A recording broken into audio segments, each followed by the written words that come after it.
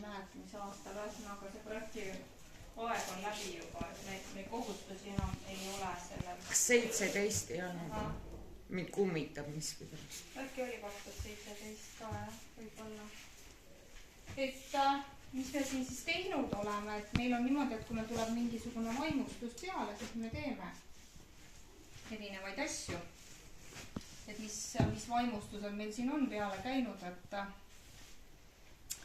et on erinevaid vaimustusi peale käinud, et paelu siin punusime ja siis tuli vajadus teha lasteaiale rahvariided. Ehk et lasteaed hakkas käima Mulgi folklooripäevadel ja igaüks oma riietega. Seal lapsed hakkasid väga riides olema kõik juba, kellel mis olid lastele selga õmmeldud ja ühtemoodi nägid välja. Ja Ummuli oli niisugune väike vaeslaps, kellel ei olnud. Ja siis me otsustasime, et me teeme naistega siis just selle sama naisseltsiga, siis võtsime naised kokku ja lasime siis see oli, mis projekti raames me lasime, sealt me saime ainult materjalid. Mulgimaa sellest saimegi äkki materjalid ja raha ja siis tegime ise tegime neile riided poistele ja tüdrukutele. Pärast näitan pilte ka hästi kiiresti. Et tegime ise riided, siis oli päris hull projekt. Ja siin on mõned detailid nendest riietest. Ma tegin endale ka sellise toreda tasku, et see on siis tüdrukutel olid punased seelikud ja siis oli see vöötasku, siis siit käib siis rahvariide vöö läbi. Vööd tegime sellised, et see vöö käis siis siit vahelt pistsid läbi ja vot sellised vööd olid neil. Punased seelikud, sellised vaipseelikud, nagu mul enda on täiskasvanu oma musta värvi. Siis sinna alla äärde oli vaja teha, eks see oli juba tikkimine, vot see oli nüüd selle siis mulgitikandi tikkimine. No see vaimustus oli meil enne juba peale käinud, seda mulgitikandit me siis tegime hoolega, kui tuli see pihuloomade raamat. Et need on nüüd mul need 2 tükki, mis ma siis endale tegin, need on alles need pihuloomad.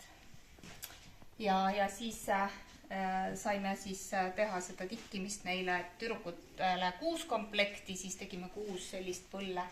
Ja poistele sai ka 6 komplekti siis rahvariideid. Et nad saaksid minna sinna folklooripäevadel, kuna meil liitrühm, siis seal neid suuri poisse tavaliselt ei olegi väga palju rohkem või tüdrukuid, et kes sinna ikka siis jõuavad.